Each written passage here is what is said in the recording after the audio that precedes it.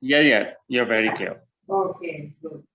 Now, actually, what is the meaning of bonsai? Yeah, I'm familiar with the basic idea of it, but I would love to hear what you have to say. Okay. Bond is the shallow container. Bond is the shallow container, and Sai is the plant. Sai is the plant. The plant growing in a shallow container is called as a bonsai. The plant is growing in a shallow container is called as a bonsai. So there is a lot of difference between the potted plants and the bonsai plants. So when you are looking at the bonsai plants, they look like a plant as natural as a tree. It is growing in the wild. It should not look like a potted plant. So that's why we are using the shallow container. Actually, this art is more than 2000 years old art. It is more than 2000 years old art. If you go to Japan, you can see 2000 years old plants are also there. Still, they are surviving and they are growing nicely. So, then one village is there in Japan, that is Omiya village, that is entirely dedicated to bonsai art. So many bonsai nurseries are there in the Omiya village. That village contains, if you enter into that village, from morning to evening, you can roam around and you can see so many bonsai plants are there. So, in that, I have seen 2000 years old plant is also there. It is a generations together. It is given to all grandparents, grandchildren, grandchildren, like that, and still their plants are growing nicely there. Now, when you start bonsai art, so the bonsai plants can be grown from the first main thing when you are starting the art. First is observation of the nature.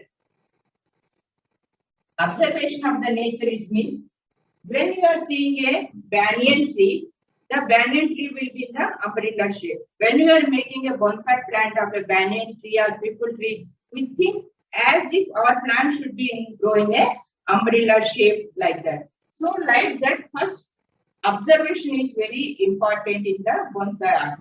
If you go anywhere, take the photograph of that plant and keep a reference file, and we can make the same plant into a say you can bring the same style into your plant.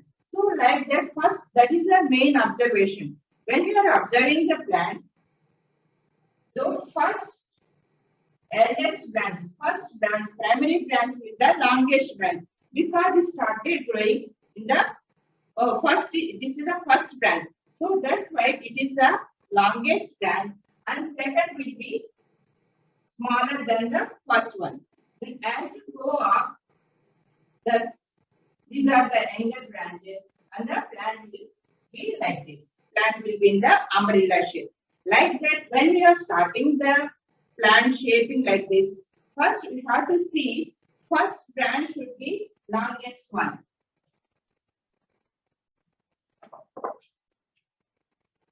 When you are making the first branch should be the longest one. When you are going up and down, and second will be the shortest one. Like that, you have to, if it is the very long, depending on the size, you have to cut it. And you have to make a, you have to give a umbrella shape. If it is set, if you sometime, because of the disturbances, that is one more in the nurseries, what happens? To keep the plants together, one side by side like that. Because of that, there won't be proper development on one side. There will be more development which is the open to the empty space. So when the second branch is longer than the first branch, so you have to cut it and you have to make it reduce the size of the second branch. Like that, you have to go up and you have to develop into umbrella shape. So like that, first observation is very important. But second one is the creativeness. Once you observe the plant, then we are creating the same style into our plant. So if the plant is growing on the mountain top, it is in the bending style. So we have to bend the plant in the, so if it is the mountain, plant is going, so it will be in the bending style. Now I'll show you the photos also. Can you see it? Can you see it clearly? Yes, I can see clearly. Yeah. Now, what is observation of the nature? First, I will show you some photos. What I collected.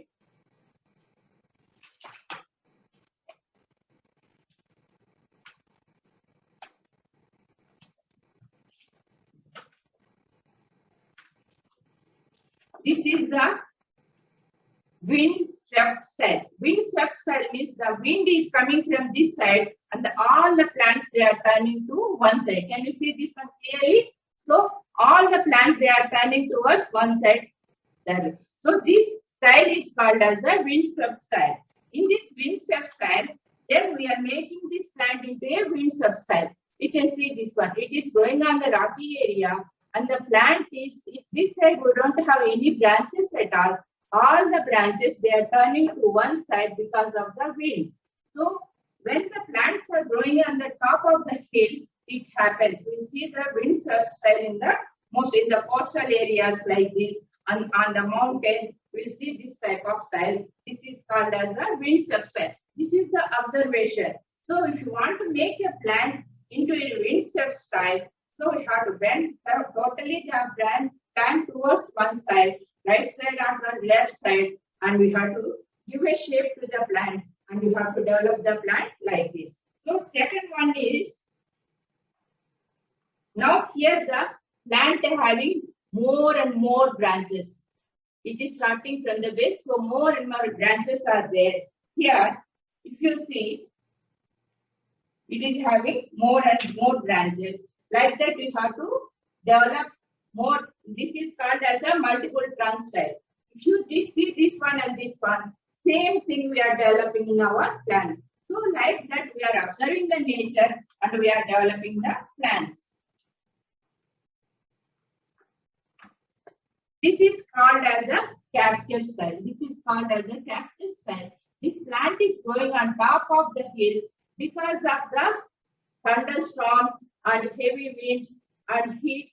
So the plant, this side, the plant is not having enough branches. Only on the down portion here we are seeing the branches because the hill is protecting and the branch development is there. The wind is not here, it is not there because of the obstruction. This hill is obstructing the wind, and so there is a development of the branches.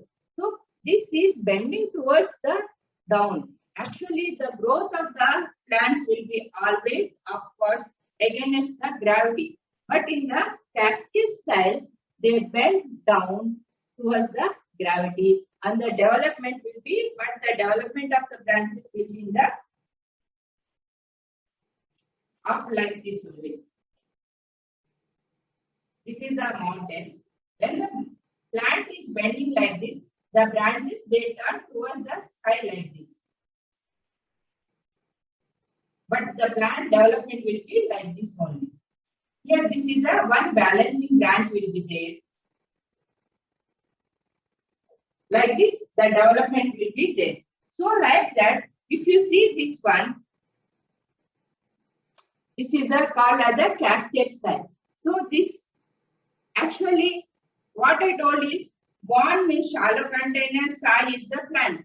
But here in the cascade style, we are taking a vertical part. We are taking a vertical part. It represents the mountain. It represents the mountain. Like that, we are taking the vertical part and the plant development is in the down style. Like this, it is developing, and this is called as the cascade style. So just like a cascading waterfall, the plant is also growing down nicely. This is only for the cascade style, we are using the vertical parts of the long parts we are using. Otherwise, everything that these are the other parts what we are using are the shallow containers. And after that, this one of the observation, how the root develop. In the bonsai, the nebari, this is called a nebari. Nebari is the root development of the plant. That is also a place, a main important role. It gives a characteristic look to the plant, and it looks like when the Nebari, when the root system is like this, the plant looks like a very aged plant. So for that we have to develop the Nebari like this. By seeing the nature, we are developing the Nebari in our plants like this. We are developing the Nebari like this. So like that we have to observe, the nature, and we are bringing the same style in our plants. And once you observe the plant nature, second point is the creativeness. Now you observe the plants. Now second one is the creation.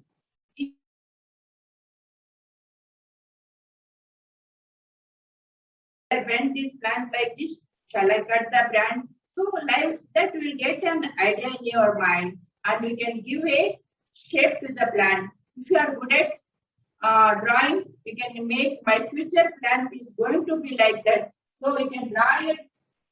This is my plant, and this is the one branch, and this is the one branch. Like this, we can give a. We can make a drawing like that, and you can keep it with you, and this will be your future plant. So like that, depending on the branches, then what branches you have to cut and what you have to keep them. So we have to think like that, and we have to create your own plant. Third one is the one, then after creation, you are getting an idea and you are making it to bonsai. Your plant is going to shaping into a bonsai. Once you have got an idea and you start wiring the plant and even giving a shape to the plant, so that is the one. Last and the important thing is that it is a live art. It is a live art. Live art means once you made a bonsai plant, that's not the end of this one. It is the starting. Today, if you make a bonsai plant, that is the starting of your bonsai art. So the plant is having always, there will be development in the plant. Then you have to be with the plant always. So there will be no more new branches will be there. Then you have to remove the wiring and you have to fertilize the plant. Like that, lot of development will be there. So that's why it is called as live art. And there should be some rapport between yourself and the plant. So that is the main thing in the bonsai art. Other arts are not like that. If it is a painting, we'll finish the painting and we'll hang it on the wall. But this bonsai art is not like that. It is a continuous rapport. There will be a relation between the plant. While you are growing, the plant is also growing. Now you start today, then after 10 years, then you might be 30 years like that, and plant will be 10 years. Like that, it is also growing, and you can see a lot of changes in the plant. In bonsai, when you get into the sizes, there are 3 sizes are there. One is big bonsai, second is medium bonsai, and third is the small bonsai or mame bonsai. Big bonsai is the one which is more than, usually general wood is which is more than 4 feet tall. If it is more than 4 feet, then 4 feet, that is called as a big bonsai. Second, medium bonsai is below 4 feet, is called a medium bonsai. And mame bonsai, 10 inches. 10 inches bonsais are called as the mame bonsai. So in this, actually, there is no correct rule like that. We went to an exhibition. There we have seen some plants which are of the more than 4 point. One is more than 4.2 inches and other is 3.8 inches. So some people say it is a big bonsai, some people say it is a small, medium bonsai. But there is no rule like that. There is no need to take your tape and measure the plant. Whatever your feeling is correct. In bonsai, there is no thumb rule like that. Just for ourselves, they are for our convenience for the beginners to know the sizes and do some rules they have given by the John Naka. He is the primary bonsai, grand old master of the bonsai art. He has written many books in Japanese language Afterwards, they translated into English also. So here some rules they had given by him. Those are the traditional rules. So we can see whatever you're seeing is the correct. So if it is a big bonsai or a medium bonsai, there is no difference. The beauty of the plant is very important. So how nicely that plant is potted in the shallow container, how it is looking like a bonsai tree. It is not a potted plant, it is a tree in shallow container, miniature form of the nature. So if it is looking like that, that is the bonsai. So now last one are the mame bonsais. Mame bonsais are shohin bonsais are small bonsais. So mame bonsais are there are three sizes are there. If it's one is below 10 inches, one below 6 inches, below 4 inches. Like this, many sizes are there. In Shinto bonsai we bolte hain. Now this is the smallest one. So this is a people tree. It is growing in a small part. You can see this one. It is growing. It is already 5 years old plant. It is growing for the last 5 years, and it is growing in the pot. So this is called as the mame bonsai. Then one more people see. You can see the size of the leaves also. They also reduce. One more people tree. It is also growing in a small pot. So mame bonsai is the one what you can hold with your hand. So if you are hold with fingers, that is called as Shinto bonsai. If you are holding with the hand, that is called as the mame bonsai. Now this is the smallest one, below 2 inches. This plant is called as a Brahmana plant. It is growing in the very small pot, very small pots. So this is this type of pot. It is growing in a small pot. That is called as, this is actually 1.5 year old plant. So it is growing in a small pot. This is called as a Shinto bonsai. So when you are growing your bonsai in a small container, small pot, so the plant doesn't know it is a big pot or a small plant. So actually the growth will be there in the plant, and within 6 months the root, the complete pot will be root bound, and we can't see any, there won't be any soil for the nutrition. So that time we have to take out the plant and we have to put new soil to the plant. Otherwise, then you can take a plate like that, filled with the soil, and you put the plant, and the root can go down and they take the nutrients from the ground. Like that also you can do. Then one more thing, when you are making a mame bonsai, one important thing is the pot is very small. Once you water the plant and it comes out within 5 minutes, then after half an hour, the entire soil will be dry. When the soil is dry, there won't be any growth in the fibrous roots. So that time there won't be proper development in the plant. For that, what you have to do, take a plate like this and take some pumice stones or brick pieces. Pumice stones or brick pieces, and keep them in the plate and fill with the water and place your plant like this. Place your plant level. You fill with the water and place your plant like this, and from the down portion, the plant there are drainage holes are there. You can see there are drainage holes are there. So plant absorbs the water and it can be healthy. Like this in mame bonsai, you have to take lot of care, and that is very main important thing in mame bonsai. If you go on, some people they are interested in only mame bonsai and they are developing the mame bonsai gardens also. Now we are going to see which type of pots you can use for the bonsai. Usually when you see in the Google, if you Google about the bonsai plant, you will see most of the plants, the pots are ceramic pots. Most of our bonsai pots are the ceramic pots. Then you may get a doubt, and why don't we make them into an earthen pot?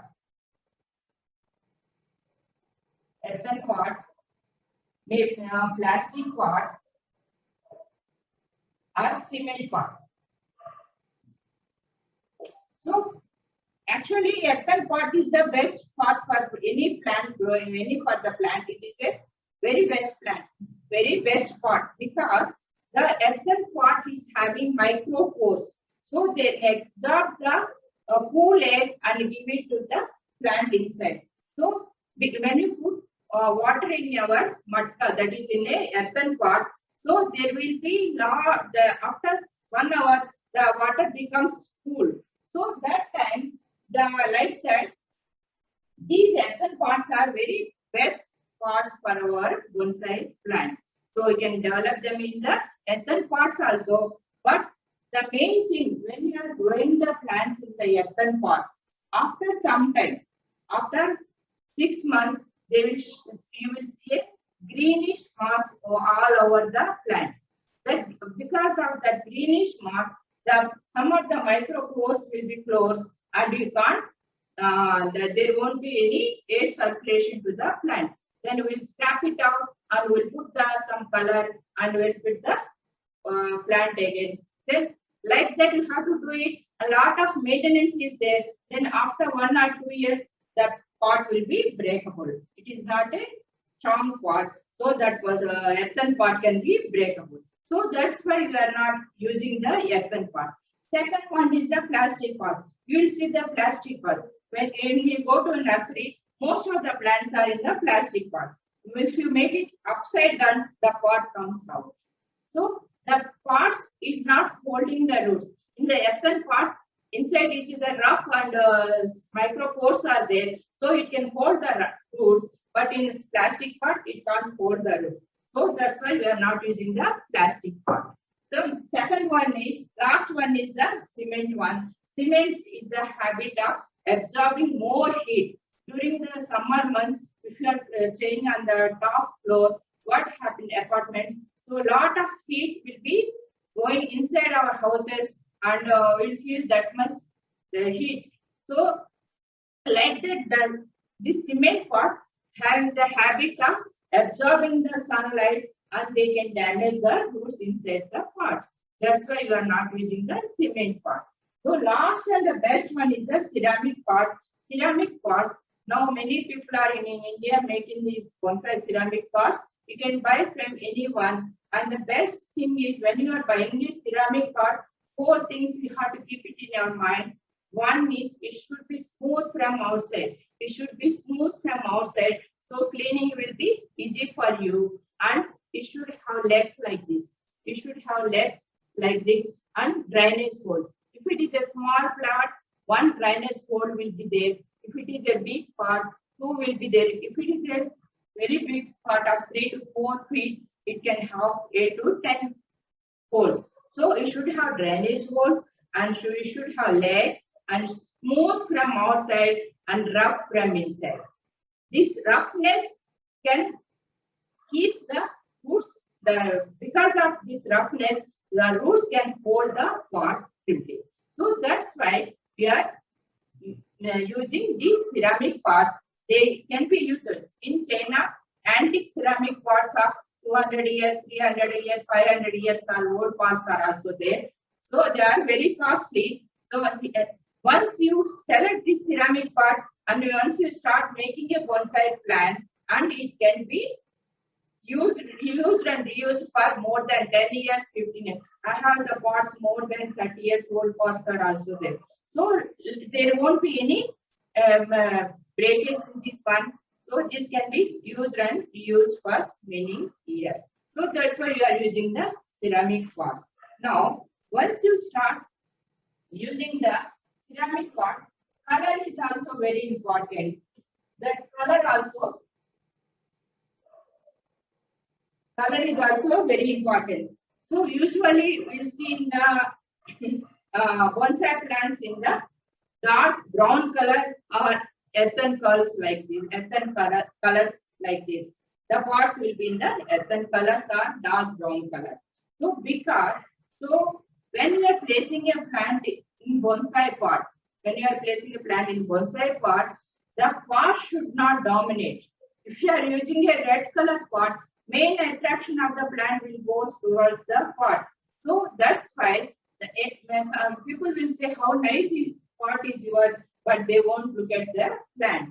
So that's why we are using the more natural color pots, not the dark colors. If it is your say flowering plant, just like azaleas, or if it is a fruiting plant, then you can use darker colors.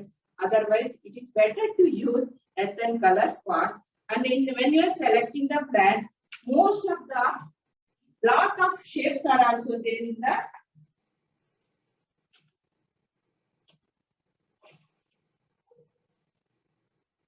lot of shapes are also there. Oval shape, rectangular shape, vertical shape like this. So most of the plants, a lot of styles, that is one is formal upright style, second is informal upright style, as third is cascading style, slanting style. Like that, so many styles are there. So all these styles then can go with along with the oval shape pot.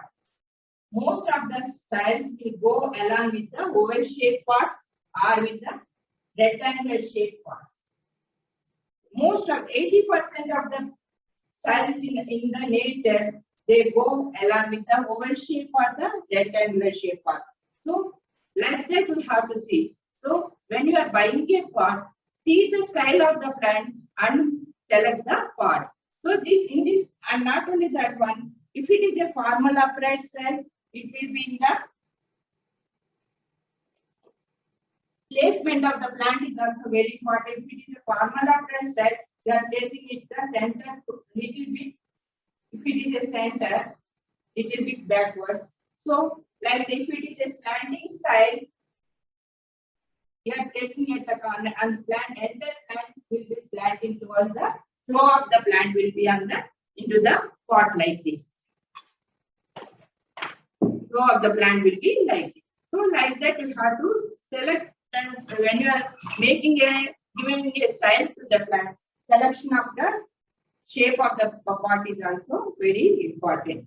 Now, for most of this is the landscape. This is the landscape in the with just one plant and the water is there, and we can give it this simple one plant also. We can make a landscape also, and this is also one of the plant which is growing on the rock. You can see it is growing on the rock, and we can see the false roots and everything. And this is the one of the forest made with more than 49 plants. More than 49 plants. So for this also we are using the oval shape pot. And one more important thing is when you are developing a bonsai plant, the size of the fruit and the size of the flower, they won't reduce. The same size it will be there in the plant. So now you can see the darling. It is a bonsai, and you can see the size, and we can see the mango also. You can see the mango also. So like that, the size of the fruit and the size of the flower won't reduce. It will be same as it is in nature. Only size of the plant and the size of the leaves will reduce. You can see the people tree and the size of the leaves are reduced. Like the size of the leaves will reduce, but won't the size of the flower or the pot. And this is a chiku one. You can see the chiku. Like this, you can grow your plants in a bonsai pot. Now we will start styling. I selected one plant for you. I'll show you now. Important thing is tools. Then when you are starting a bonsai, first is the important thing is if you have normal scissors, there is no need to buy concave cutter, root cutter like that. If you have a short, simple scissors, that is enough. It will be very handy for you. Only simple scissors is enough. And second is the wire cutter. These are the wire cutters. These are the wire cutters. Second are the wire cutters and the wire. The wire is very important thing in bonsai. This is the wire of 2 mm. This is the wire of. There are two types of wires are there. One is the aluminum wire. Second is the copper wire. This is aluminum is anodized wire and it can be bendable as you want. You can see the smooth curve here. It is having a smooth curve. When you are selecting a aluminum for wiring, you should bend like this. When you are buying from a hardware shop, you first after selecting the wire, put your finger like this and bend it like this. It should have a smooth curve. When it is having a smooth curve, it won't harm the plant. So that's why we are using the aluminum wire, anodized aluminum wire. Then if you want to use a copper wire, this is the coated copper wire. You can also use the coated copper wire, anodized. This is anodized copper wire.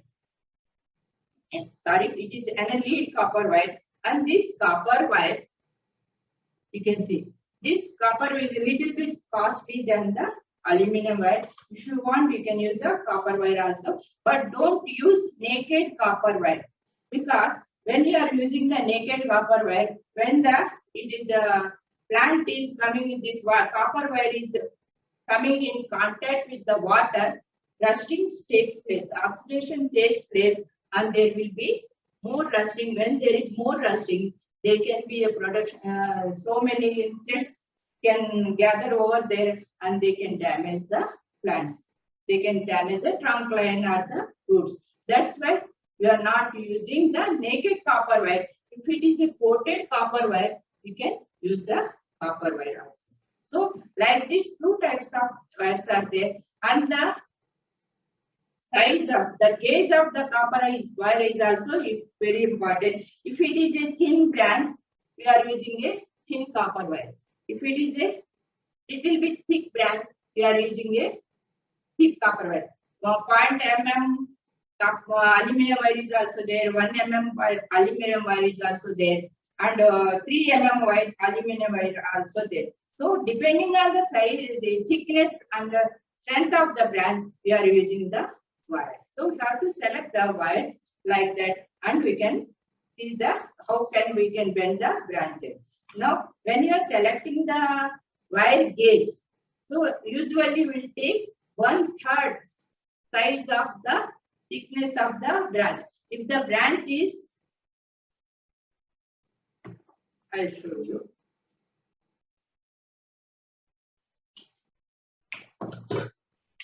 If the branch thickness is there, we can say half or 1/3 thickness. We can take half of this thickness or 1/3 thickness of the wire, and we can use this one for bending. So like that, we have to see the thickness of the wire, gauge of the wire, and we are using for wiring. Now, after selecting this one, then one more tool is there. This is called as a concave cutter. This is concave cutter. These concave cutters are developed by for the first time they developed by the Japanese people. This is called as a concave cutter because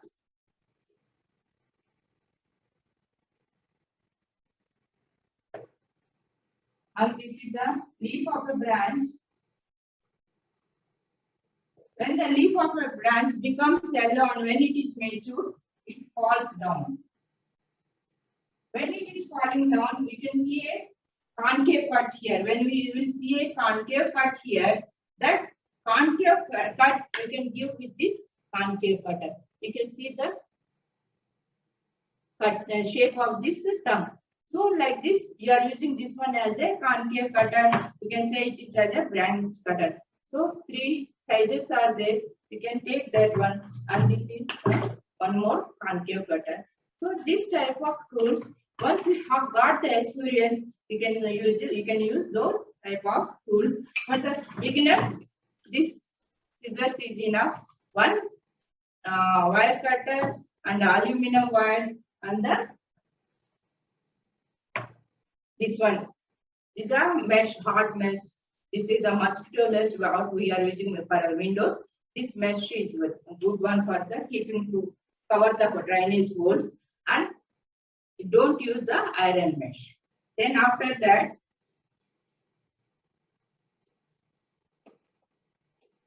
now soil is the very important thing for bonsai.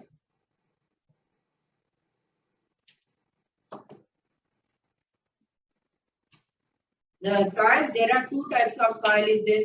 One is bottom soil and the bottom soil. Second is the bonsai soil. Bottom soil is the one we are using for a brick pieces or some small earthen pieces to cover the drainage holes. That what we are using on the called as the bottom soil. Here I am using the pumice stones. Here I am using the pumice stones as a bottom soil. We can use them as a bottom soil. After thickness of the 4 to 8 mm, 4 to 8 mm for the bottom soil. And the bonsai soil is the one we can use garden soil, manure, and the pumice stones. Garden soil, manure, and the pumice stones. Garden soil we are taking as the 1 part, and pumice stones 1 part, and manure 3 parts. Manure is we can take a cow dung or shea cut or any cow dung cake that can be used for the bonsai soil, and this is the cow dung cake. This can be used as a manure, or you can use as a shea cut, and this is the one. This is the garden soil. This is the garden soil using for the bonsai. So first we have to sieve that one, and we have to keep it ready for our bonsai soil. And we are using the pumice stones of the small size here. This is 1 to 2 mm. 1 to 2 mm pumice stones we are using for the bonsai soil, and we mix them together. We are taking 1 part of the garden soil, 1 part of the pumice stones, and 3 parts of the manure. The pot is very small. It needs lot of manure for the plant. So for the development of healthy plant, we are using the manure more and mix them together. I can use that as a bonsai soil. Instead of the pumice stones, we can use the big pieces of the small size 1 to 2 mm. We have to sieve through that one, and we have to sieve through a small. We have to sieve through a small sieve like this, and take away the powder.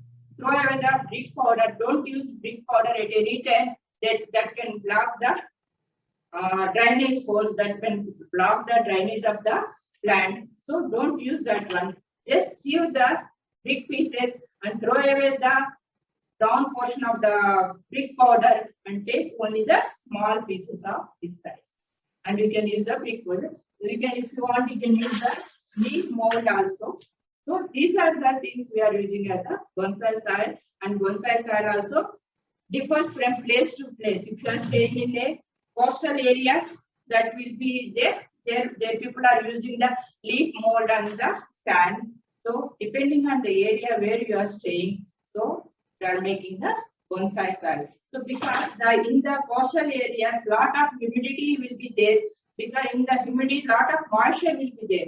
So that because of that moisture, the soil needs more drainage, more air circulation. That's why they are using the sand in the bonsai soil. But when you are saying the central India, so there is a lot of dry place. Central India is a lot of dry place. So we are not using the sand. We can use the pumice stones or the big pieces of 1 to 2 mm. So we can make the bonsai soil, and that we need a lot of moisture for the plant in the soil. Bonsai soil and lot of moisture for the plant. So that's why we are using the pumice stones. We are not using the sand. So depending on the place where you are staying, and we are selecting, we are making our bonsai soil. And for once you got the plant, first what you have to do. Friends, now we are starting wiring the plant.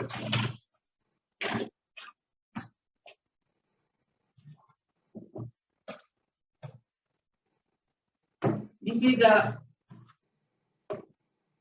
ficus plant, ficus raspida, and this is the bodh वृक्ष भी बोलते हैं, जिसको ये plant bodh वृक्ष भी बोलते हैं. I've selected 2 plants for you. I'll show you both of them. I will wire them for you and I'll show how to wire the plants. Now, first, once you start wiring the plant, first we have to, now the plant is ready and pot is ready and the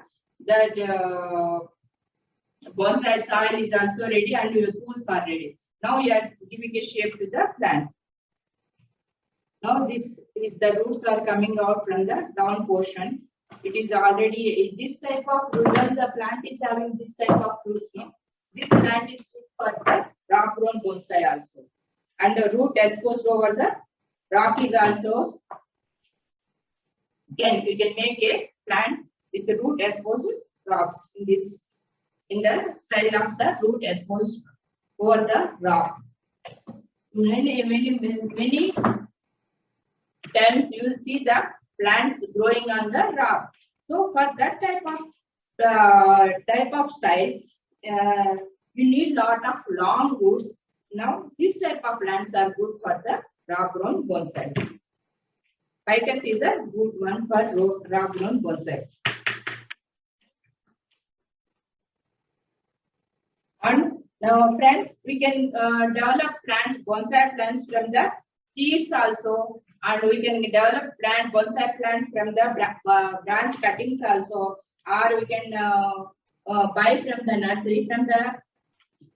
When you buy a plant from the nursery, that is there, you can make a ready bonsai with that one. When you are buying when you are collecting the plant from the wild, you have to keep it in a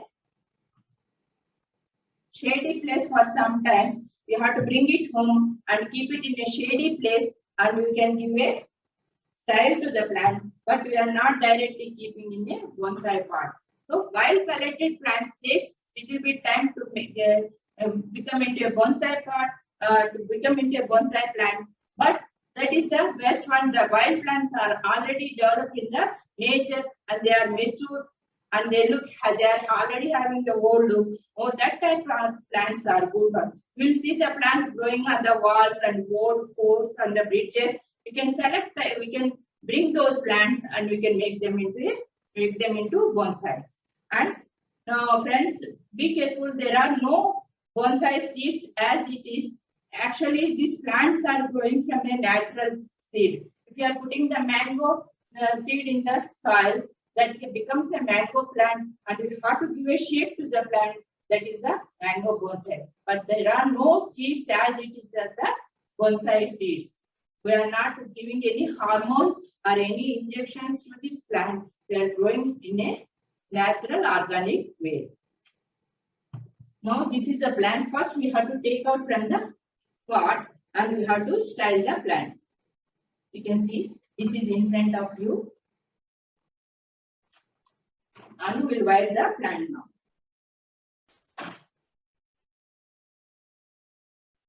Just I will wash my hands.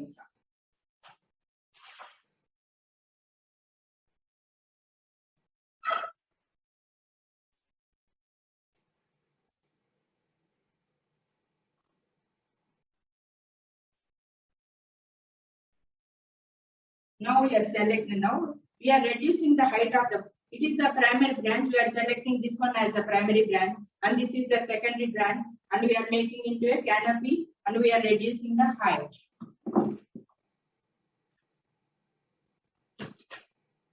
First, once you got the plant in front of you, steady the plant. So which style can be given to the plant? Just think for a while and start cutting. Now plant is already always they are having the back side and the front side.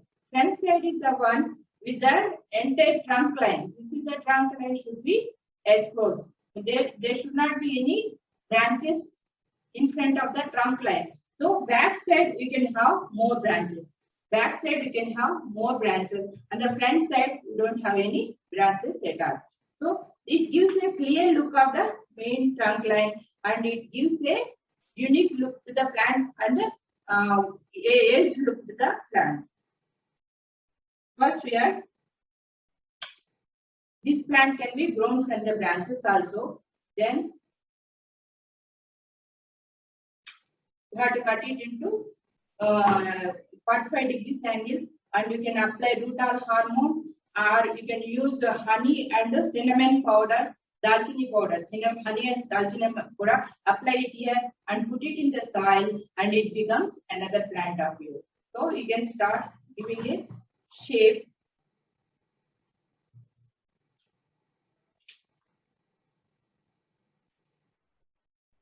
You can give a shape to the plant like this.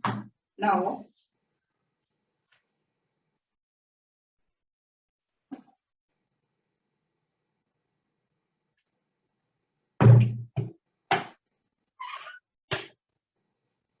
can you see it clearly? Yeah.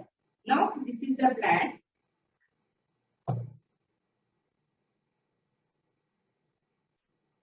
This is the front side of ours. This is the front side of ours, and we are wiring the plant now.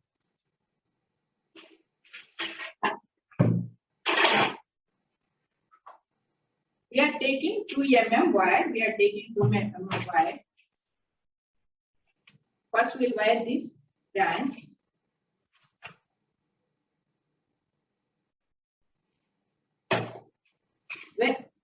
When you are starting on wiring the main trunk line, if you want to wire the trunk line, you have to start from the down.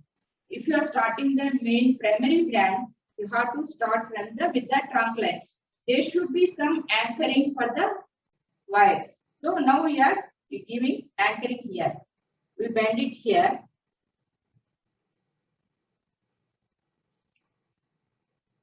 Can you see it? Yes, I can see. Yeah. Good. Thank you. Otherwise, I'll bring that light near to you.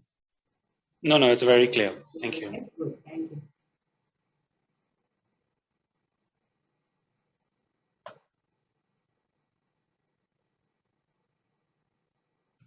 Now you wire this one. Just put your both hands here, and you have to bend the branch. We are giving the support here, and we are bending the branch. Here, this is the anchoring point. This is the anchoring point.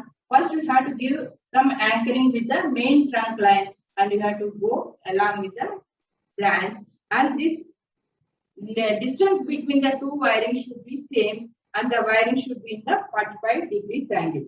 Now we are giving shape to. Now we are wiring two branches at the same time, same wire. The same I will show you now. This is the wire we are using.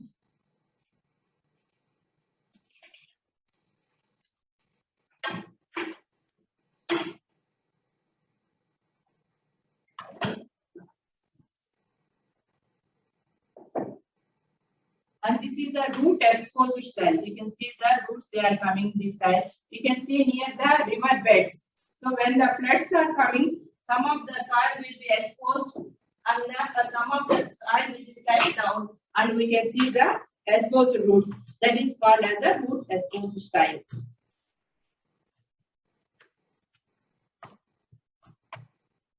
Now, this is the wire. The safety precaution, first we have to bend the, anytime when you are wiring, safety is the first. We have to bend the edges of the wire. That is most important thing. Now, here two branches are there. Here one branch and here one branch. Two branches are there.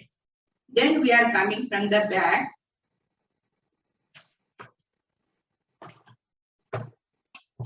This is the back side of the plant. And we are putting the wire here. And one round around the trunk line. They have taken a grip and going along with the branch. There should not be any branches beneath the wire. Branches or leaves, they should be free from the wiring. But if any branches are there, any leaves are there, they should be free from the wiring. We should not wire the leaves, they should free.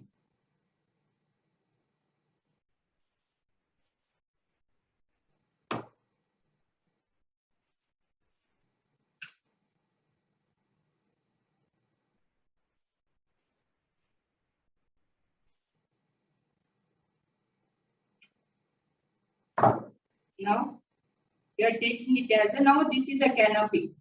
This is the canopy of the plant, and this is the plant, and this is the front portion of the plant, and only on the back side we are seeing the plant. So like this we have to buy, and I am taking one more plant for you. I'll show you.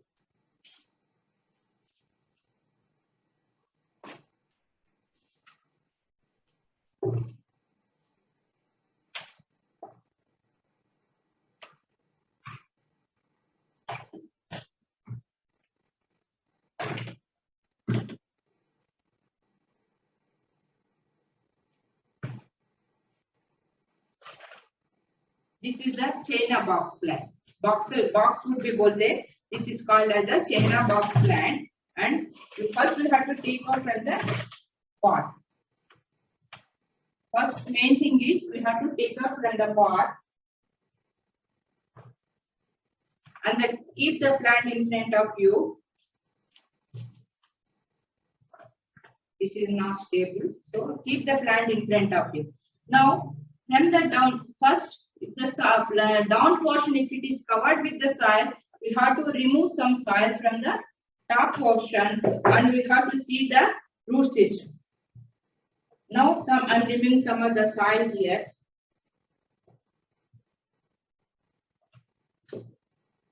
You can see the root system now. Can you see it? This is the root system here. And yes. Now, two branches are there from the down. So these are not the branches. This is the main trunk line, and two more trunks are there. Now, in the beginning, I'll show you the multi-trunk style. So if they are coming from the down, so many branches, so many trunks are there. So this can be called as a multi-trunk style. This can be called as a multi-trunk style. If it is coming from the here, this will be a branch. If it is coming above the trunk, if it is growing on the trunk, that is called as a branch. Then here it is the trunk. They are started from the down portion. They are called as the multi-trunks. So there can be twin trunk, multi-trunk styles are there. Now this plant is going to be in a multi-trunk style. First we'll wire these two trunks now. So we'll spread these branches. So multi-trunks now. Now we'll take the wire.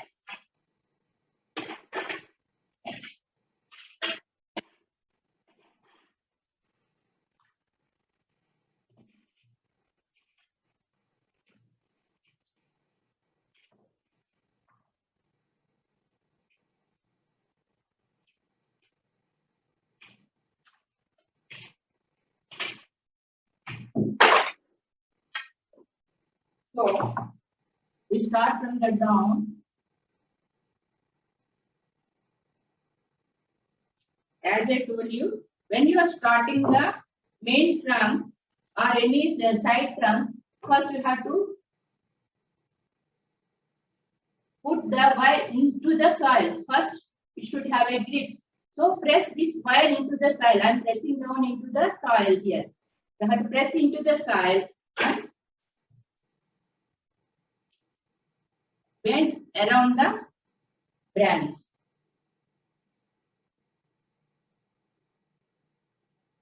Then you have to go in a line for bending. Like this, you have to bend. If it is bending, it's okay. If it is not bending, then you can take the second one. So what you have to do? You have to, again, you have to put it into the soil. You can see here. Again, we are putting into the soil here. We are pressing into the soil.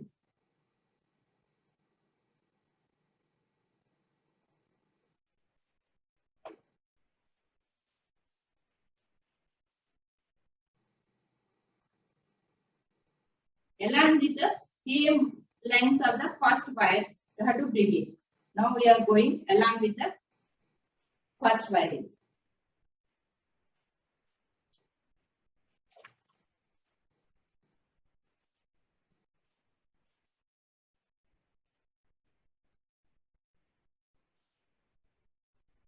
Like this.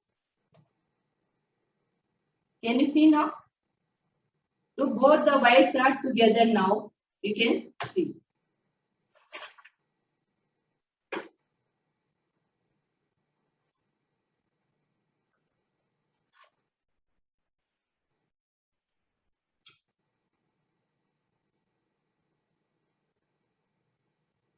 And this is the wire. Just we can bend it now, like this. You can give a shape to the branch now. Slowly you have to bend it.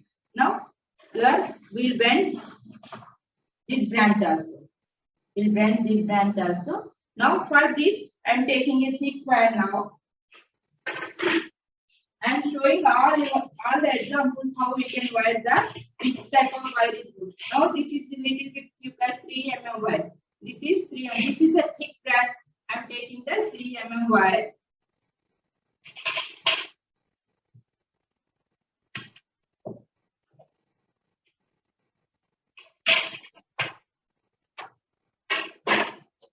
Main thing, as I told you, push into the soil. Push down into the soil.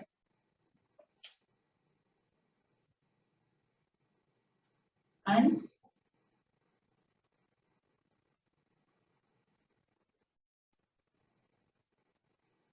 so, how to bend the wire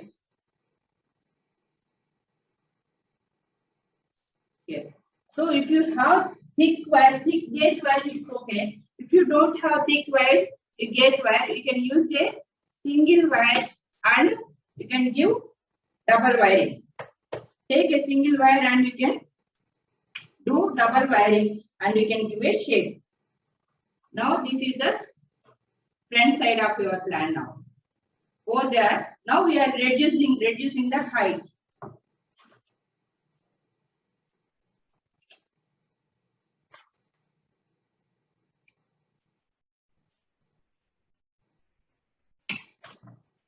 And this is the canopy of our plant.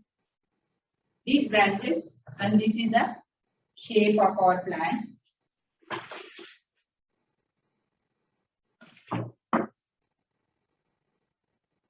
We are reducing the length of this plant, length of these branches.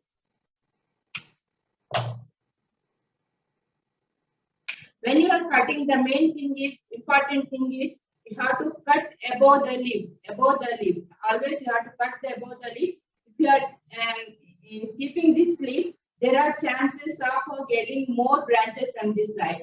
So you have to cut above the leaf.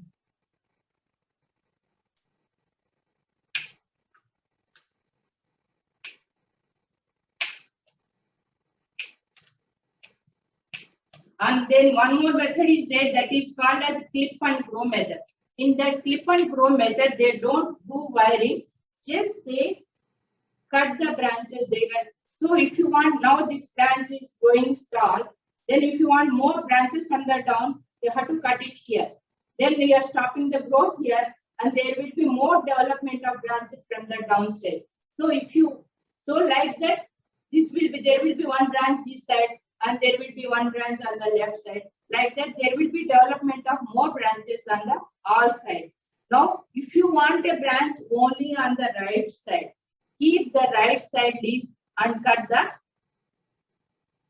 left side leaf. We are keeping the right side leaf and we cut the left side leaf. And this right side leaf, from here, the nodal place, there will be one more branch development will be there. This is called as clip and grow development, clip and grow method of growing plants. This is called a Lingnan method. There is a village in China that is called Lingnan village. From that, this clip and grow method started. And there is a school also there in Hong Kong that is do only the clip and grow method, but it takes little bit more time. With the wiring, there are the plant can be bred easily, and the plant get a shape in less time. But in the clip and grow method, it takes lot of time. Now I'm shutting down the branches. When you're shutting down the branches, there will be more development on this side and more development. And we want a compact growth. So lateral development of the branches is very important. Cloudy branches. So that for the development of that side. So I am reducing the branch side. Now I reduce the secondary branches size also. So you can see more development within 3 months. You can see more development on the lateral branches. Now this one, now this is the main trunk line, and this is the canopy of your plant. Just if there are two branches at the same node, they cut down one of the branch. Otherwise, there will be a more development, thickening of this trunk line, and it gives a ugly look. So that's why we have to reduce one branch. We have to keep only one branch. Now we are wiring this one.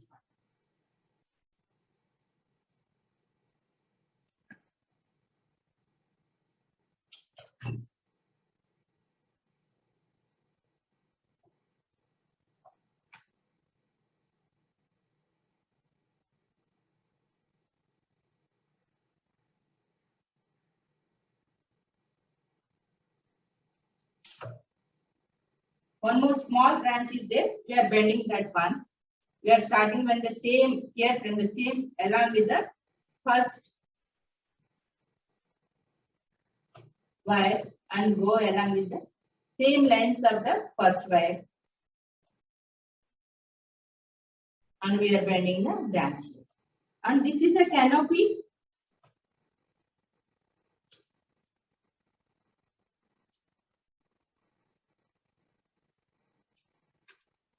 The main trunk line should be clear. No?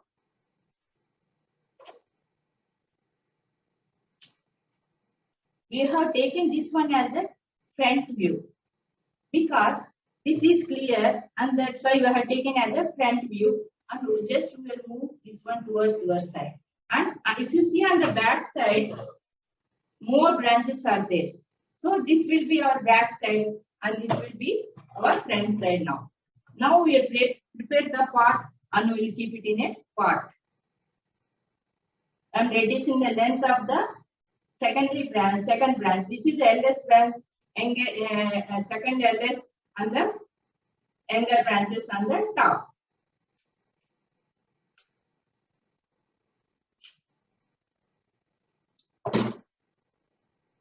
Now we are keeping this one in a pot. So before removing the soil, we have to prepare the pot first. So when you are preparing the pot,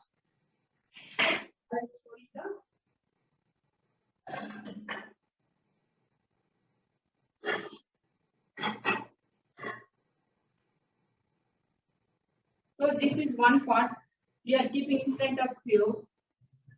This is one pot. This is the another pot. So this pot looking like this. It is big for this plant.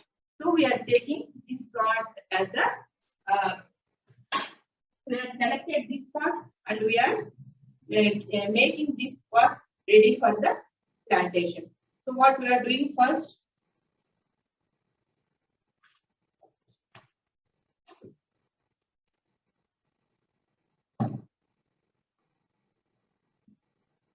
This is the mesh.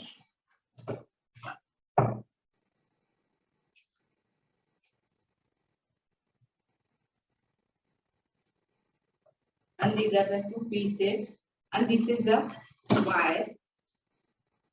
This wire we have to take 5 to 6 inches. If it is a pot of small size, this one 5 to 6 inches is enough. 5 to 6 inches, and bend them inside. This side, and this is the both of them bend inside. And move them up. Move them up.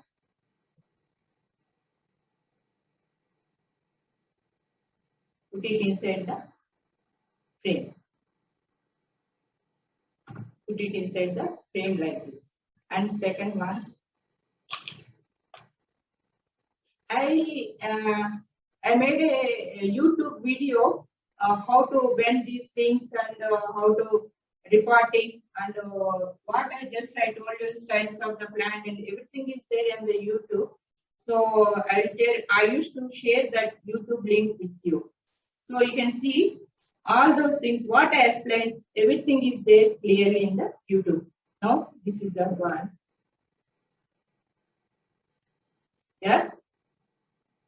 Putting here and pressing down on the back side. But pressing down on the back side now. Here also, we are putting it here and pressing down on the back side. Now they won't move, they are steady. You can see they won't fall down also. Now first we are putting the bottom side.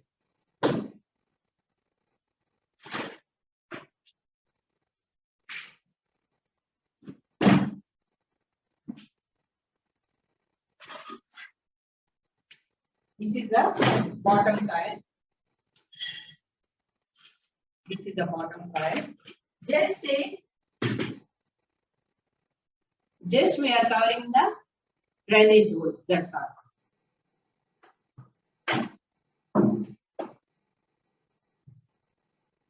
And we are putting one side soil.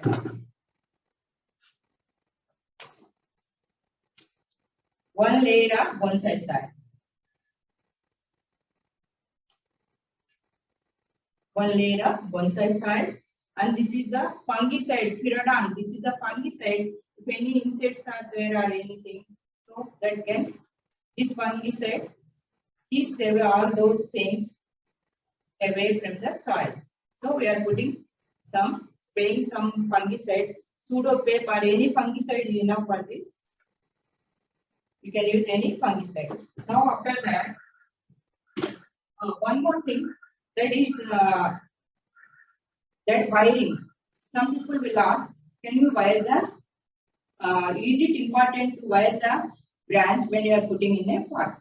It is not important, but if you are moving from this plant one place to other place, and if it is a raw grown bonsai, then we are wiring the wire. Again, we are wiring the plant. But now I will show you how to wire the plant also. So first, what we have to do, we have to bring it from the down. This wire, and this side also we have to bring it from the down from the drainage holes.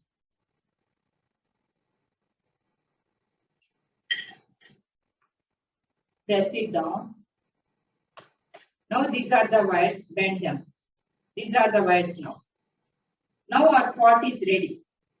After that, we have to remove some soil from the plant.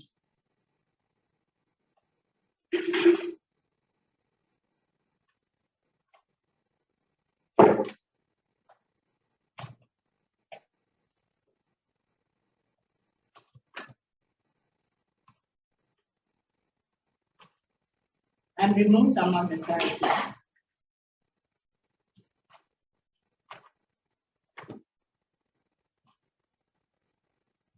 It is better to keep some old soil with the roots.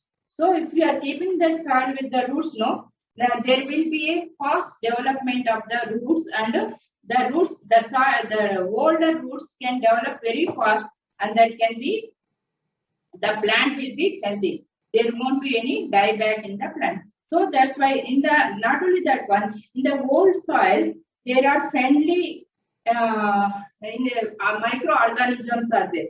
That friendly microorganisms helps the plant to get away from the stress of repotting. So that's why we are keeping some of the soil with the plant.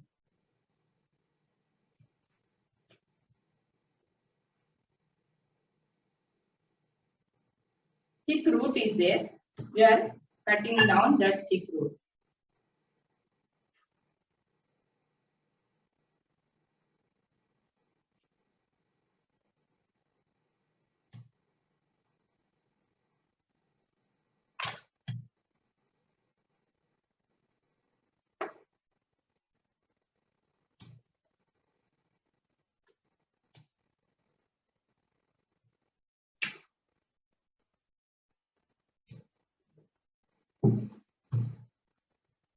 Oh, sometimes we'll have the this plastic mesh also.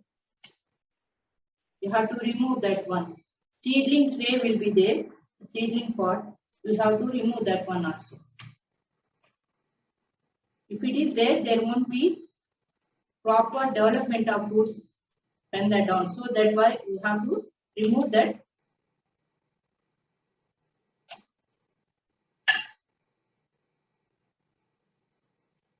This type of tray.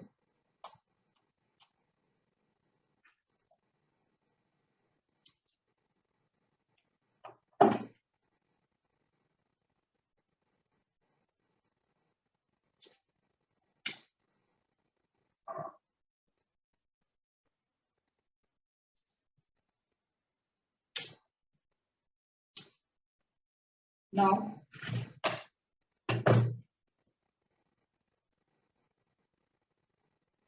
your pot is there.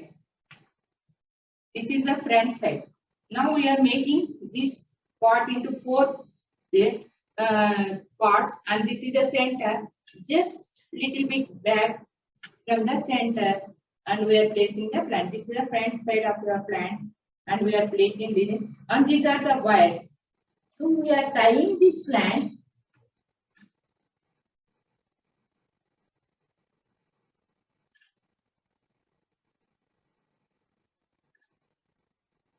Pull it, and this side also. I have to pull it.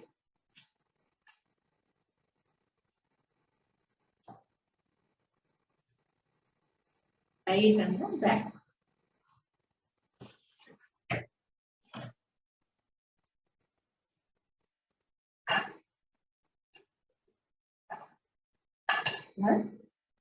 Tightening the wires, so there won't be the plant will be stable.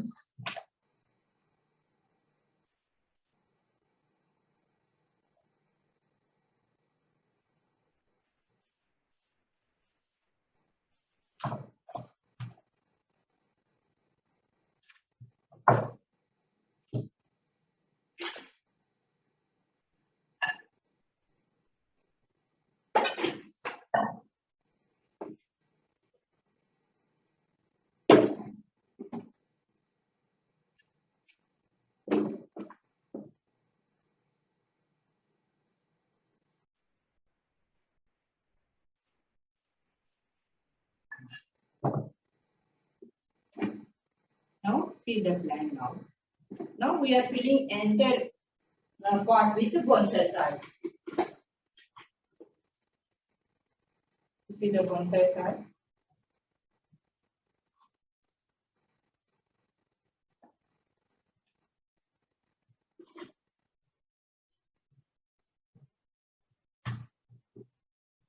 And now there will be gaps between the bottom side and the top side.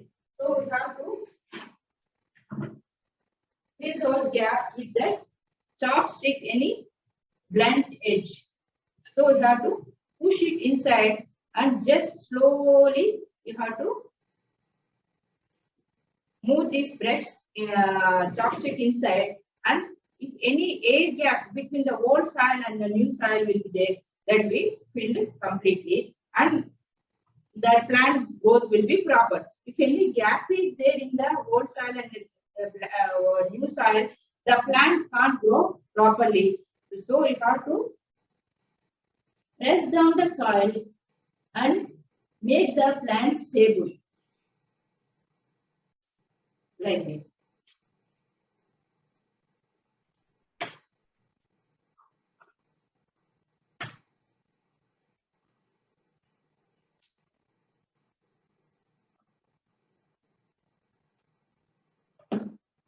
Press the soil.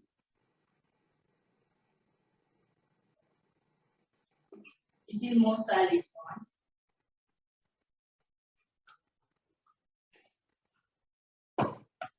Now we have to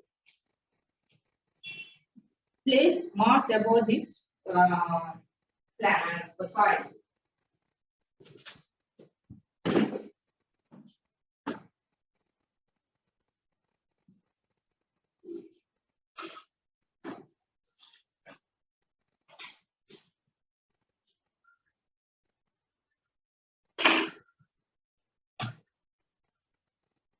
Now this is the moss. This is already wet. You can see this is already wet. And we are making them into small pieces. Don't place the moss as it is. So if you are placing the moss as it is, there won't be any air circulation in to the soil. So you have to make them into small pieces. You have to make them into small pieces and cover entire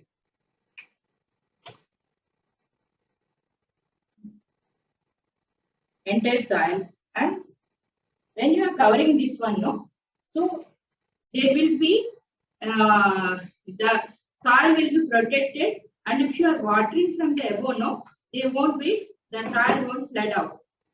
So to protect that one and to give some moisture to the soil, we are cutting down the moss in and placing above the soil, and it gives some coolness to the roots.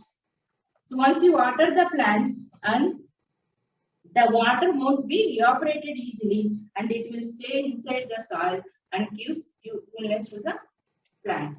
Now after that, take a bathtub like this, take a tub like this and fill with the water and place your plant in the pot. But the water should be below the rim of the pot. So it should not enter above the soil, above the pot. It should be below the rim of the pot, and the water should enter from the drainage holes into the soil. When the water is entering from the down, entire soil will be moist, and you are guaranteed there are no dry places. If you are pouring from the top, so there are chances of some dry places. So after repotting, the plant can get damaged. So it can take the stress. So that's why we are placing in the water tub like this, and we are giving, we are guaranteeing the plant to get good water supply to all the roots for the feeder root development. And now this is our finished bonsai. And this is after doing this one, now we have to keep it at a place for 1 month at least like this, and you have to see the growth of the plant and remove the wires after 3 months. Remove the after, depending on the growth of the plant, remove the wires after 3 months, and if there are any growth on the main trend plant, you have to remove it. So for till 3 months, don't give any fertilizers to the plant. After 3 months, you can start with organic fertilizers like cow dung or Shankar. Then you can start with seaweed, and you can start with inorganic fertilizers like NPK, like that. So rose mix or NPK, like that. So those actually, in bonsai plants, we are not using very many vermicompost, because sometimes this vermicompost contains that earth forms. Now this with this imported earth forms, they are producing some chemical that is harmful for the plants. So that's why we are not using the vermicompost. Not only that one, they can loosen the soil, and our plant can't be stable in a small pots. So don't use any vermicompost. You can use the bonsai soil, make your own bonsai soil, and you can use for your plants. And start fertilizing after 3 months. If it is a flowering plant, start with potassium, phosphorus more. And if it is a green plant like this, the boxes, you can use nitrogen more, NPK, 19-19-19. So N is the nitrogen. If it is nitrogen is more, there will be more development of the roots and the green branches and green leaves. So we have to do like that. Then after 6 months, you see the development of the roots, branches, and cut the new buds here. This is a, think it as a new bud, cut it here, and there will be proper development from the back branches. We need primary branches, secondary branches, and third and tertiary branches like that. And there will be lateral development of the branches, and should will grow like this. So like this, you have to take care of your plants. Friends, and after now our bonsai is ready. Now if you have any questions, then you can go ahead with your questions. I'm ready to answer all your questions. Okay, thank you, Mrs. Kapila. This was really nice, very educative, and I've taken like lots of notes throughout the whole thing. So I think I got like a pretty good idea so far as to what I can also try out. But yeah, throughout the whole thing, I've been taking a few notes and questions which I want to clarify. So I'll just start from the beginning.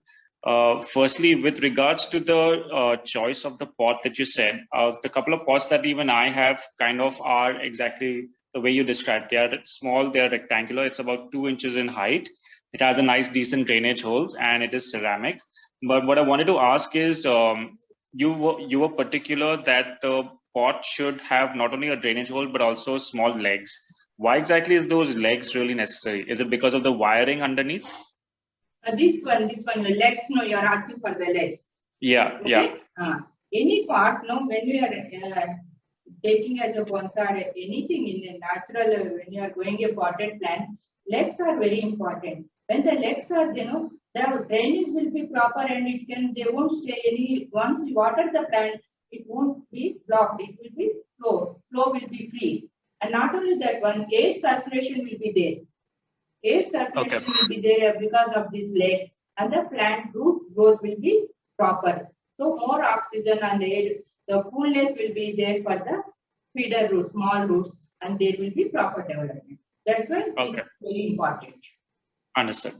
And another thing is the few pots that the plants, whatever that I used to have, I did use a kind of a mesh for the base, exactly as you said, so that the soil doesn't like drain out and everything. But what I used to do is I used to cover the entire base of the pot with this mesh. And what you have done is you have taken small squares only to cover the holes, and you've used the wires to hold them in place. Yeah. So is there any reason why you've done it in these small patches, or is it okay to cover the whole base also? Okay.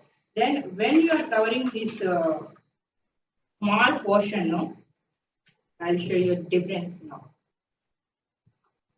No, I saw how you covered the small portion. Yeah. When you're putting the complete mesh over here, okay?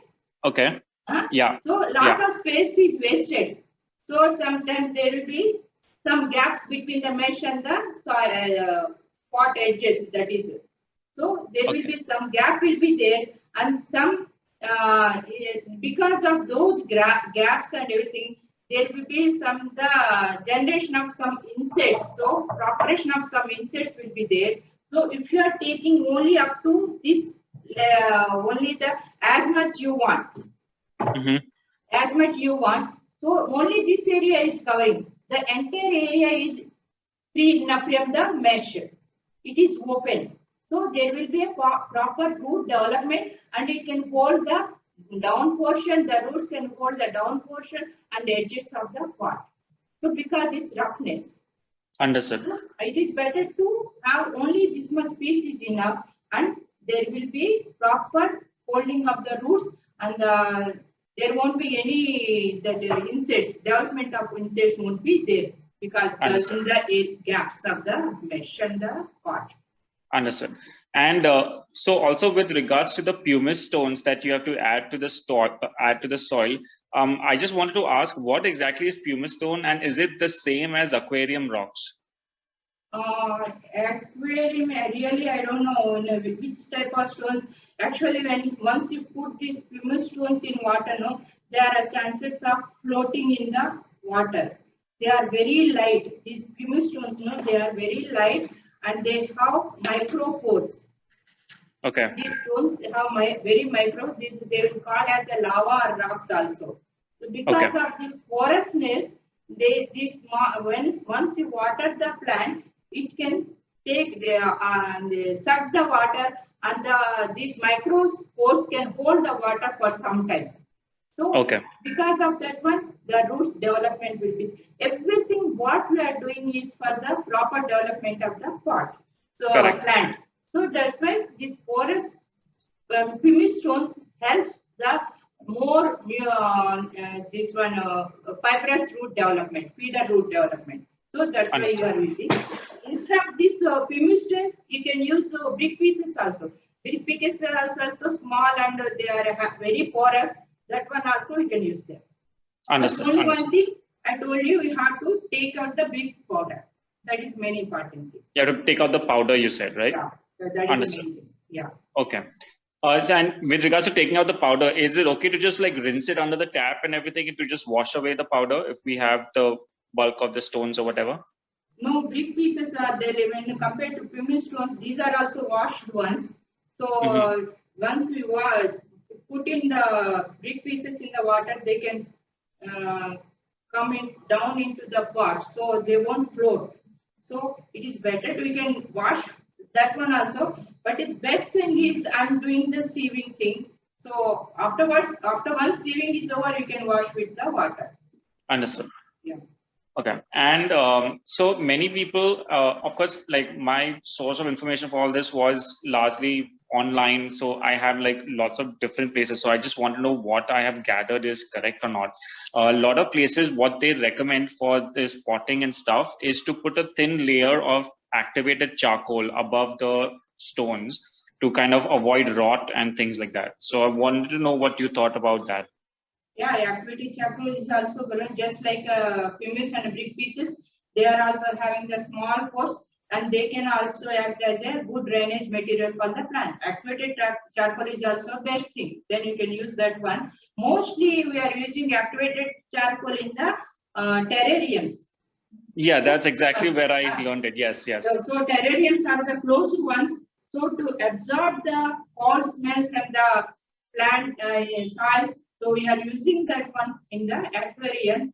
But most of the people, they are using the big pieces of the pumice. But and is this activated charcoal, is it the same as apna normal charcoal that we use for like barbecue and all that kind of stuff? Is it the same activated No, carbon? in Amazon also we are getting the activated charcoal. Normal charcoal is different. Activated charcoal is more porous. Okay. Yeah. Okay. Activated carbon is different basically from normal charcoal.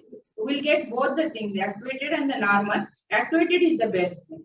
That is already sterilized one, and that is good for the plants. Okay, fine.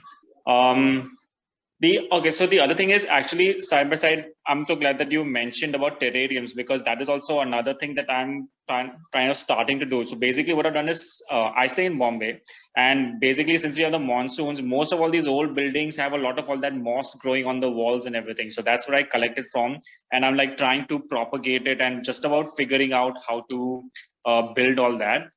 So I kind of have a little bit of understanding of that kind of moss versus the kind of moss that we get from most of all these stores, which I think is like dead moss and you're not able to propagate it. So I wanted to know what exactly is the kind of moss that you used on your plant. Actually, no, this is a dried sphagnum moss. What I'm using is a dried sphagnum moss. What we are seeing in the Europe and Japanese videos, they are using the real sphagnum moss. That is not real means they are live sphagnum moss. So the weather is cooperates with the soil, and they gives lot of moisture to the moss, and they will be green cover will be there. But Correct. Here in India it is a little bit difficult. But if you are staying in Bombay, but some people they are developing moss over here on the bonsai pots, and the moss terrariums are also there. But it is little bit difficult here to develop the moss as it is in the Europe or Western countries. I'm so glad you said that. Yeah, because from all the videos that I saw, I could see that apart from just their bonsai pots and everything, even the moss terrariums that they have, they could very easily even have open terrariums. And I tried that over here, but the open terrarium is for some reason just not working. I do have some closed terrariums, and I think those are the ones that are a little more successful. So I'm glad that you said that, because I feel like a big doubt in my head was also clarified about, I think, just moss growing in India. So what you're saying is basically for the bonsais, there's no chance that we can have live moss on the plants, but it's okay to have the dead one because it's just basically to keep the moisture intact, correct? Otherwise, we can use some, give it to 1 minute, I have to bring one plant. No? Yes, of course. Okay. Yeah.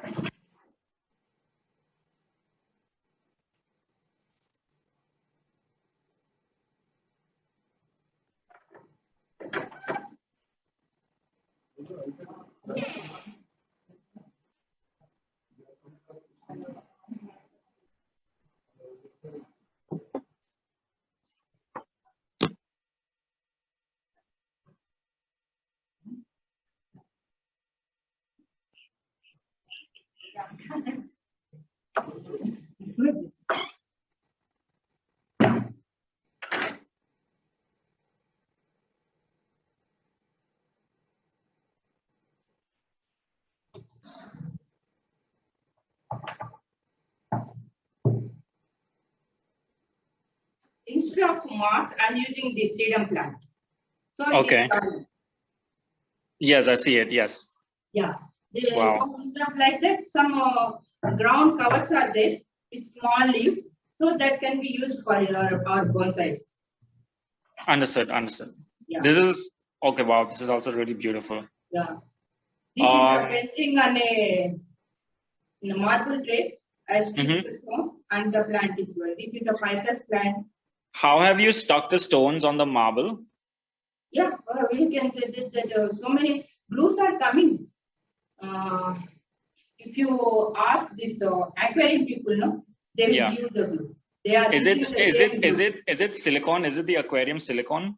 The aquarium silicone is the aquarium glue is there. Aquarium glue. Okay. Glue Okay. There. Aqua glue. It is called as aqua glue. Aqua glue. So I was thinking of doing a little bit of small model making with these aquarium rocks for the terrariums, and I was just thinking of using the white M-Seal. Do you think that would be a problem if I use that, or is it okay to use to like build stuff with these small stones with M-Seal? M-Seal, I won't prefer M-Seal. So if you are using M-Seal, no, you have to use some Fevicol also. As it is M-Seal, it won't be helpful for sticking the stones for the marble tray like that. No. It's not exactly like this. It's not stone on marble. It's basically, just think of them as small aquarium stones, but I want to like build mini walls and things like that to kind of make it look like steps, so that I can like have moss in the between and all those kind of things. So for that purpose, since M-Seal is basically the substance you use to waterproof pipes and things like that, I figured that it would be suitable for moisture laden kind of environments. So would that be a problem, or my only concern is that I don't want any chemical effect on the ecosystem. Yeah, for my knowledge, this M-Seal won't affect the soil. It's Okay. already dried one. Yeah. So there won't be any damage to the soil. Okay, cool. And and also with regards to the wires that you use, the couple of places that I know that there are lots of options available, and even in the hardware store, but the thing that's most commonly available is soldering aluminum. That's basically what they use to like solder circuits and things like that. Is that the same as anodized aluminum? No, soldering that wire is very delicate. That is, you can move it easily. That is very soft. Okay, it's very soft. I see. Soft. So therefore, right. This anodized aluminum is different. We'll get it in the, where you are staying, in Bombay? I stay in Dadar. Dadar. So some agencies are there. Here we are getting in Pune, we are getting in the Voswal agency. Some shops are there. So if you search online in Dadar also, you'll get it. Okay. Otherwise, online they are available, but they are costly. Yeah. There are lots of like online stores, but I guess like they took like 5-7 days to come or something like that. So yeah, so I was just wondering if they take one wire for example, and take any in the all hardware shops will be there, no, at one place. Yeah. There you can inquire. In the right. So basically, what I have to look for is anodized aluminum. Is that correct? Anodized aluminum. Anodized that aluminum. Is the best thing. Okay. That is the best. We'll get it in the meters, or we'll get it in the kgs also. 1 kg, 4 kg. Right. Yeah. Like that. Yeah. Okay.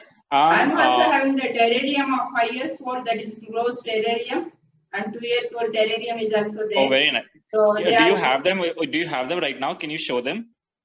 Or is it? Okay, is it the other side? No, that's okay. I can't carry laptop over there. Of course. Yeah. That's fine. So I'll share with this one, Ayush, then he will share with you. Yeah, that would be so great. That would be great. Thank you so much. So those aquariums, they are having the LED lights over there. Completely, they are inside only. I'm using this one is switches that digital switches are there. They can on and off. So okay. I'm using them. So early in the morning by 7 o'clock they will start, and by 9 o'clock they will stop. And need not worry for watering or anything. Only I see. Cleaning I have to do it. So that means you don't keep them near the sunlight or windowsill or anything like that? I know. And these are the closed terrariums. They don't need anything. If you want to keep open terrariums, they need evening sunlight. That is the best side. No. No, so from my experience, I've noticed that there was one open terrarium that I tried with the moss, and that didn't work because I guess you just have to keep wetting it too often, and I cannot like do that every like 2 or 3 hours or something like that. So I also have a few sample boxes in which I'm like trying out this moss, and I think those have a lot more success, and I've seen them starting to propagate also. So the difference is that the moss that I have basically scraped it off the walls of all these, these old buildings and things like that. So a little bit of the stone also comes with it. So Yeah. I've seen that on all these videos, YouTube videos and everything, the kind of moss that these Europeans collect, it's so soft and they pick it up from the soil. And it's just not the same over here. So what I tried to do is like I did the soaking and I tried to separate the moss from the stone, but I couldn't really do that. Is there something different that I have to do for this? No, actually, this moss development in our area is a little bit difficult. So when you are collecting from the outside, also so many insects I'm seeing in the moss. So on the down portion, so many the brown Yes, color exactly. insects So are I had to like wash it like 5 or 6 times it is, until you all the have to soil use was gone. some fungicide water like that. We have to keep it in a fungicide water for 10-15 minutes. Then you have to take it out and you have to spread it. And main thing is we should have the proper drainage for the when you are placing Correct. the moss. No. Yes, you should have proper moisture and tell you that proportions are very important. Drainage and moisture and the light. If they are correct, then you can grow moss. So, and with regards to this light, is it UV light that you were using? Is it? I mean, I've seen some places like I've seen on Amazon that they have these LED lamps, which are UV lamps. Is that the correct one to use for this? UV lights they are using for the seedlings to grow. So if you have UV lights, you can grow for the. I have seen some of the plants, this like of ficus plants, they are using for the UV light. Then he has focused from the front. I have seen in the US, he focused from here, this side, and the back side. He kept it in the office, and it was growing nicely. So he used the UV light over there. But I am using LED lights. They are in terrarium. They are perfect. And I want to try for our mame bonsais also for that one. Okay. So you don't need UV. You're saying that just normal LED light is good enough for it. I'm using the LED. The proper development is there in the terrarium. So now I want to test for the mame bonsais. I see. Yeah. Great. And okay, so one more question was, I saw the process of how you did the pruning and everything. I wanted to ask about the pruning of the roots for these bonsais. Is there anything to keep in mind? And also noting the fact that, I mean, since you mentioned that bonsais are always grown in very shallow pots. So does that mean that the roots have to be pruned every couple of months or something like that? And you have to like keep removing it and trimming the roots and then potting it again? So, well, this one actually, root pruning is one of the this one main thing in the bonsais. So here, once you repotted this plant in a bonsai pot, so after 1 year, you have to take it out and we have to put fresh soil for this plant. Okay. So, so it's basic. So basically, the root pruning is a year. I mean, it's just a once a year kind of a thing. Once a year, not only that one. Actually, when you are seeing I have shown you some photos, that root development should be in the horizontal on the level of the earth. They should be like this. If you see the ficus plant, they should grow like this.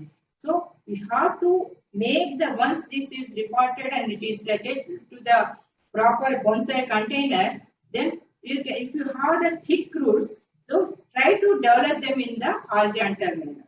Okay. On the surface of the pot. Yeah. Understood. Then you will give a different look to the plant.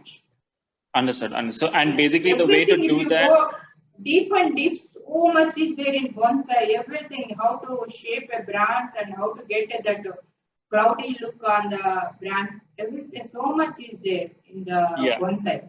Yeah. I think, that's the thing I think after a while it also becomes confusing because there's also so much information that it's very difficult for somebody who doesn't have practice to understand how to sort out this information as to what is relevant and what is not, in terms of Because it gets specific to different kind of plants, different kind of styles and Yeah, different. sizes and all those kind of Juniper is things. different, pine is different. So development of pine is different, juniper is different, and China box is different. Right. And ficus rampy, ficus banyan people, they are different. So Right. most of the tropical plants, they have a broad leaves.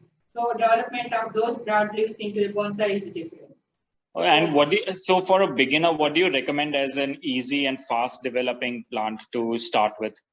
Start with is the ficus retusa, ficus microcarpa, ficus, some people they are called it as the ficus microcarpa.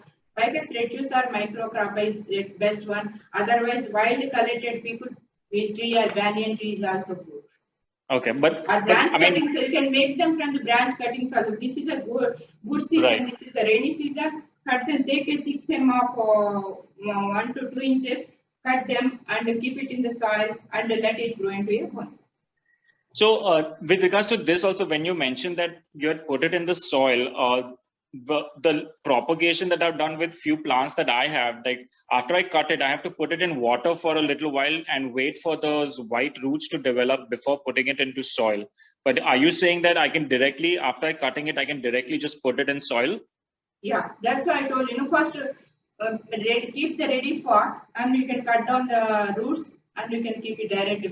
If you want, you can spray some water on the roots. Okay. No, I'm talking about the cuttings. That one I'm talking about the cuttings, not actually, the roots. No, that spraying of water we'll do in the summer season because dry weather will be there. So now today is a moisture season, that monsoon is. So we are not doing that one. If it is in the summer season, we'll spray some water on the roots.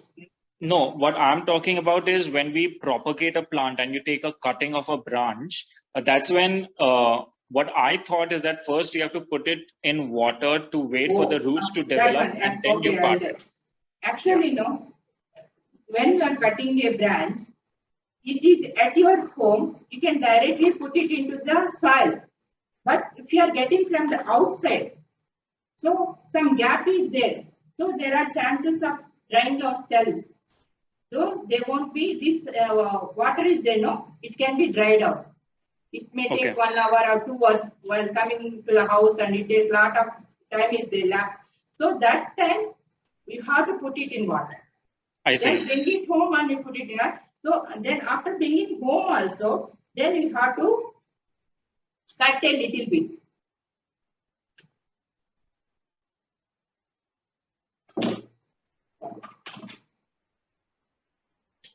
Cut a little bit more. Okay. Then, now this is a fresh one. Right. Then we can put it in the soil. And that's it. So you don't have to like put it in water to wait for roots to grow for 2-3 weeks and then put it in soil. No. Some plants are there. If you want, some people they are growing in water for root development. But if you are putting in the soil, there will be fast development will be there. I observed I tried for some plants, but water is not that much. It takes little more time when you are putting in the water. But when you are putting in the soil, keep the soil moist. That is the main thing. Once you put the branch in the water, the soil, keep the soil moist. I see. Yeah. Okay. Then the proper root growth development will be there. Understood.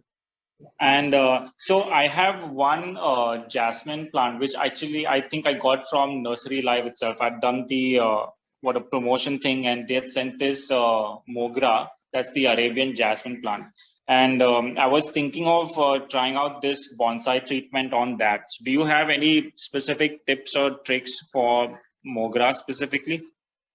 Mogra, how much big is that plant? It's just a few inches. It's about 12 inches or something. First, that plant, don't make it into a bonsai. First, put it in a garden pot.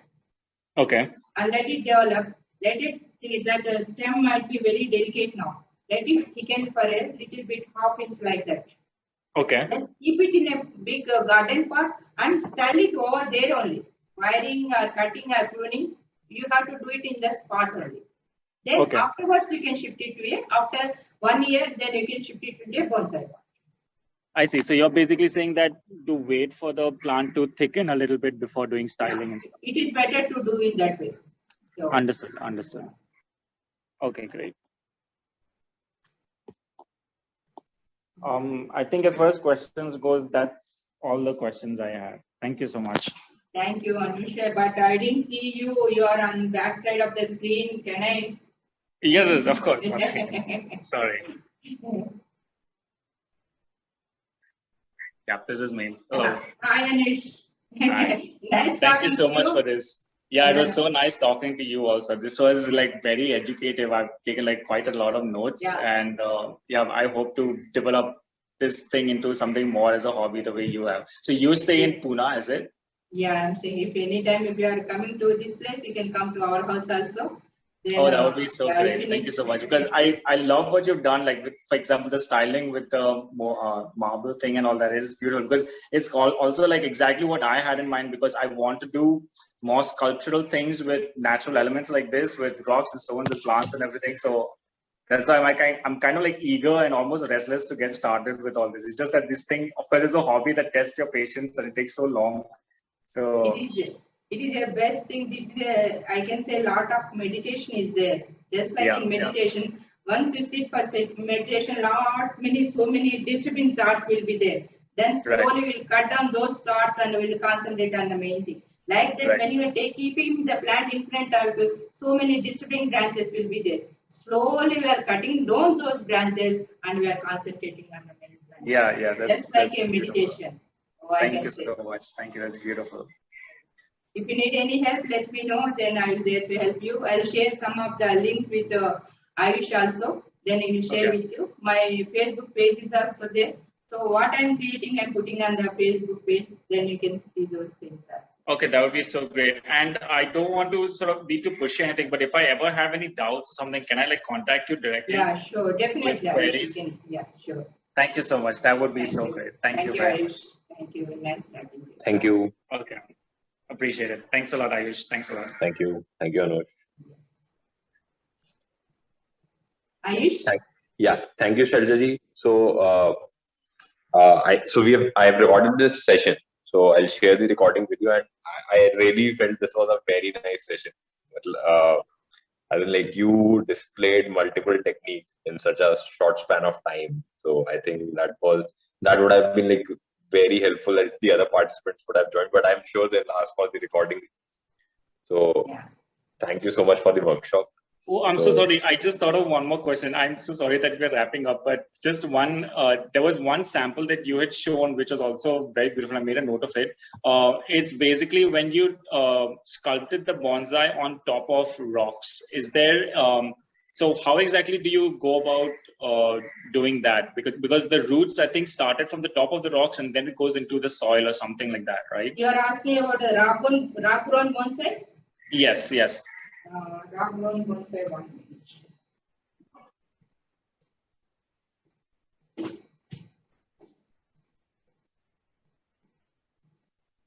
It is there, but this is a little bit heavy. And actually, no, when the rock is here, we will open the roots and we'll put them on this one. Yeah. And then we can cover with the moss. Does that mean that okay. We'll cover the, so basically I have to. So basically, I have to remove the plant from the soil and remove the soil and spread the roots over the rocks and then cover it up and then let it lead down into the soil. Is it? Sometimes we'll wash the roots also completely to see the clear structure of the roots. We'll wash them and we'll keep it on the pot. Okay. Yeah. And is it advisable to do that at the early stages of the plant, or you have to wait for the roots to like develop a little bit? But I have shown you the Ficus rampi, no?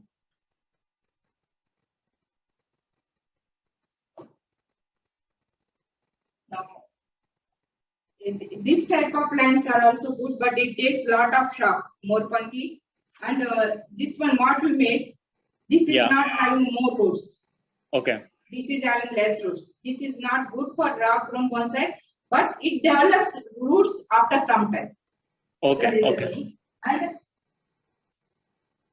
this plant was having long roots. Okay. So this type of roots are good for the rock-grown bonsai if they are having long roots. So we have to see the roots should come from the pot outside. Understood. The Understood. bag are the pot. So they are good for the long run bonsais. Long roots, Understood. they need long roots. That is the main thing. Understood. Understood. Okay, I think that's about it. Thank you so much. Sorry for Thank you. asking one more. Ayush? Yeah. Yeah. Okay, Sheljaji, thank you so much. Thank you, Ayush. Thank you for Thank you. giving me a chance to take It a was a workshop pleasure. from your side, nursery life gardening. Thank you. So thank you, Ayush. Thank you. Have a good day. Thank you. Bye. Bye, Noel. Bye bye. Thanks, guys.